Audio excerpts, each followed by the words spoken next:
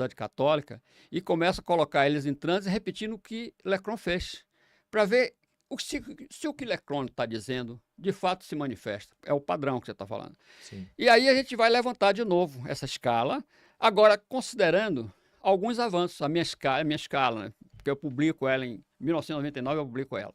Ela se transforma em um livro de 590 páginas, onde a gente traz detalhadamente toda a metodologia utilizada nessa pesquisa. É uma pesquisa de longa duração, 5 anos com 2.000 pessoas. E ali a gente bate. A minha antecedência foi Lecron, foi. O que acontece quando o cara entra em transe? Ele apresenta 50 características. Diverge de Lecron, diverge, porque Lecron dividiu esse transe em 5 fases. Ele chamou o primeiro de insuscetíveis, depois ele chamou transe leve, médio, sonambúlico, e aí você teria 5 níveis. Tá. Quando eu faço o levantamento, identificando o que ele traz de escala, eu retiro o insuscetível, porque o insuscetível é 2%. Ele não é significativo na minha amostra. O insuscetível é o mais superficial ou o mais profundo? O insuscetível não entra em transe. Tem 2 pessoas que são apontadas como não suscetíveis à hipnose. Ah, tá. Você está falando de uma parcela de pessoas que, de forma alguma, Não. você conseguiu... Não, dos 2%, você tira 1% que tem patologia psiquiátrica séria. Esse cara não vai para transe, estamos conversando. Isso vai desde as patologias mais consideradas, também a própria... O síndrome de Down não vai... Sim, um né? autista, O retardamento, você poderia ter as oligofrenias aí, desde o retardamento até a idiotia, nenhuma dessa faixa aí ele vai atingir a hipnose. Quer dizer, eu estou colocando um universo de pessoas portadoras de patologias psiquiátricas que não são suscetíveis à hipnose. Isso é 1% dos 2. Então, por exemplo, se o senhor tentar... Deixa eu fechar. O outro 1% são pessoas normais, perfeitamente normais, mas elas não respondem aos testes de suscetibilidade. Era isso que eu queria chegar. É, isso eu sabia. Pela sua conversada aí, eu já estou... porque eu queria saber se, por exemplo, se eu não conseguir entrar, Sim. se eu tenho uma patologia ou se eu não, se eu faço parte de uma parcela que... Você é uma parcela mínima, Tá. né, que não responde aos testes de acessibilidade. Geralmente são pessoas extremamente críticas, absurdamente racionais, desconfiadas da sombra. Tá falando de você? Deixa eu ver a ponta do seu dedo, por favor. Assim ou assim? Assim. Realmente você não é suscetível. Esse aqui é mais. Ele vai vir mais rápido. Vamos fazer com ele depois. Não vou fazer porra nenhuma. Não... E é verdade que precisa ter Olha bem, eu acho importantíssimo se discutir teoria. Eu acho muito importante até, eventualmente, você participar de um curso onde haja demonstrações. Mas eu acho ridículo você sair fazendo demonstração de hipnose, porque aí eu viro um hipnotista de rua, que é aquele cara que bota a tabelinha ali e fica chamando, não ia fazer hipnose. Um charlatão pois ali, é. Né? Então, acho que a gente não pode descer esse nível. Não, né? é só brincadeira, professor. Pois é, não brinque não, que eu boto pra fuder daqui pra lá. Mas o resumo é, você teria, enfim, uma escala que vai identificar padrões, que esses padrões vão se manifestar em qualquer parte do mundo, independente da cultura, etnia, enfim, raça. Qualquer lugar do mundo que as pessoas entrem em transe, elas vão apresentar características que estão nessa escala, que já se espera, portanto, esses comportamentos. E a partir dali você pode avaliar, primeiro, que nível de transe ele foi. Eu apresento 5 categorias também. Tirei o insuscetível, né? E apresentei mais um lá no fim que Lecron não faz, que é o êxtase. O êxtase é uma parcela mínima que apresenta. É um transe absoluto, digamos. É o transe onde você vai observar o mínimo de crítica e de racionalidade instalada no sujeito. Quando você dá anestesia no cara, ele não vai zerar a consciência. O tal do BIS é exatamente isso. Sim, é um aparelho que tem uma escala de 0 a 100, né? O anestesista vai dosando e vai olhando no BIS. Quando ele chega em 60, ele está anestesiado profundo. Você pode ali fazer cirurgia mais severa possível. Pronto. Ele não vai descer disso aqui. Porque senão eu estou anulando a racionalidade plena, eu estou dizendo que a mente dele não está funcionando. E se, por acaso, esse instrumento lê 0, significa morte cerebral. Então você não desce tanto. Eu estou dizendo que o transe é a minimização da consciência, mas não a extinção da consciência. Em nenhuma hipótese, inclusive no processo anestésico. Sim. E confere que a pessoa a ser hipnotizada ali, entrar em transe, ela precisa ter uma boa capacidade de imaginação Nada, e mas também nem um grau de confiança, um vínculo de confiança com o hipnotizador. Essa é outra bobagem que se fala muito, porque a hipnose popular espalha conceitos equivocados e ela, por ser popular, é mais extensiva. E o que você observa quando discute hipnose é exatamente isso, conceitos equivocados. Aí eu acho que vale uma paradinha para a gente explicar o seguinte. A hipnose, durante toda a vida, toda a existência, ela tentou se aproximar do transe.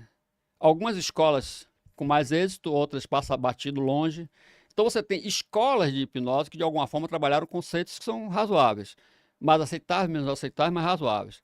Além disso aqui, você tem uma outra vertente da hipnose, que é a hipnose popular. Ela é totalmente desvinculada dessa escola. Pega alguns fragmentos, mas equivocados. O que é hipnose popular? Passa longe da hipótese de um transe. A hipnose popular é baseada na ideia de que eu posso, conversando com você, justificar que a hipnose é uma maravilha e você se convence. Essa conversa que eu faço para lhe convencer é o famoso pré-talk, né? A conversa prévia. E quando você se encanta pelo que eu estou falando, você se propõe a ser colaborativo.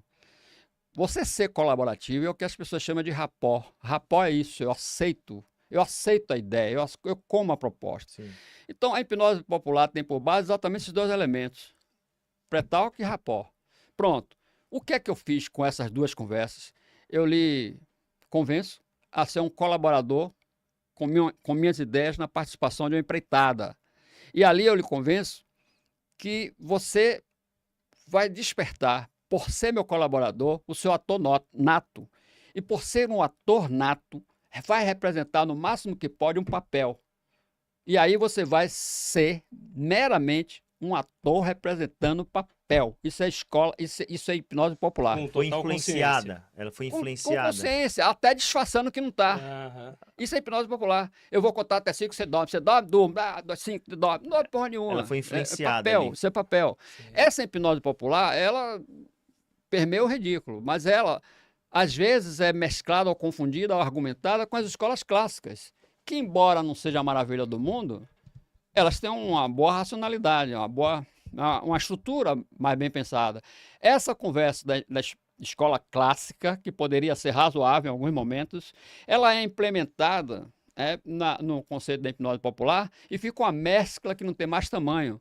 Essa ridicularidade é a popularização da hipnose. Ela de fato é ridícula e não passa de um contrato, é um acordo. Eu lhe convenço a ser um ator e você vai representar esse papel com a máxima de perfeição.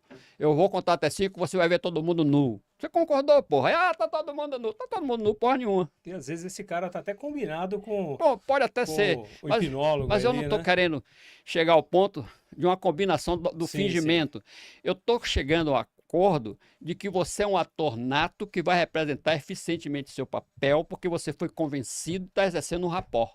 Entendi. Isso é hipnose popular.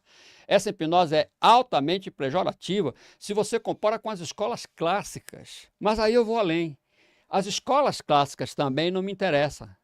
Porque, embora sejam muitas, você tem dezenas de escolas clássicas, você tem correntes, você tem, enfim, todo um conjunto de pensadores que ou estão nessas escolas ou se desvincularam delas, que formaram, enfim, toda essa estrutura mais racional do que seria a hipnose. São linhas, correntes, escolas. Escolas, você tem os nomes famosos, Mesmer, Brand, Charcot, Pavlov, isso são escolas clássicas. Você tem linhas que se desprendem disso e cria como se fosse uma estrutura própria, mas sem profundidade. Milton Erickson, PNL. Não, isso são linhas que se desprendem das escolas. Mas esse universo aqui é um universo clássico. Ao lado disso, paralelo a isso, você tem a difusão da hipnose popular. Aí é a desgraça do mundo, porque nem sequer são as escolas clássicas. Hipnose popular é uma técnica de convencimento para você fazer um papel. Portanto, você é um ator representando alguma coisa com grande eficiência porque foi convencido e aceitou o compromisso de colaborar. Entendeu isso? A precariedade que isso representa. Então não dá para você conversar em hipnose envolvendo hipnose popular. Agora, o lance, e aí eu vou para a sua pergunta inicial, é que todas essas escolas horas se aproximando mais, horas se afastando do que seria a produção de um transe. Algumas até conseguem, mas elas têm sérias dificuldades para, de fato, você chegar a esse lance do que seria o transe e do que seria a compreensão mais sistematizada desse transe. Aí é exatamente por esse rompimento. Eu não estou rompendo com a hipnose popular, estou abandonando. As escolas clássicas eu estou rompendo. E aí aparece o TTS, que é isso que é a sua pergunta inicial. O que é o transe terapia semiótica? Primeiro é um estado de transe que você vai obter nessa condição a terapia, porque nesse transe você vai estar fragilizando a repressão e fazendo com que os traumas aflorem em linguagem altamente simbólica. E por aflorar esses traumas, você estaria eliminando o sintoma, que é aquilo que incomoda, portanto, é a terapia. Justificou? Pronto. E a semiótica? Semiótica é uma estratégia que vai diferenciar absurdamente de todas as estratégias das escolas clássicas, que a partir dessa linguagem, eu não vou dizer linguagem, vou dizer, a partir dessa comunicação universal, subjetiva, que é a semiótica, eu vou fazer com que você possa chegar a esse estado. E nesse estado chegando, toda a sua manifestação também vai ser semiótica, porque o inconsciente é um universo simbólico. Entendemos isso? Não? Sim. Vamos devagar nessa conversinha? Vamos lá. O resumo é, o que seria semiótica? Você tem estudos clássicos avançados, é uma disciplina acadêmica seríssima, que não é acessível a todos os cursos, pouca gente sabe. Algumas pessoas se debruçam nisso e é um universo imenso para ser pesquisado, que vai, enfim, dizer que você tem uma comunicação universal, inconsciente, subjetiva, que faz com que haja uma interação entre pessoas sem absolutamente nenhum momento usar a linguagem verbal. Entendemos?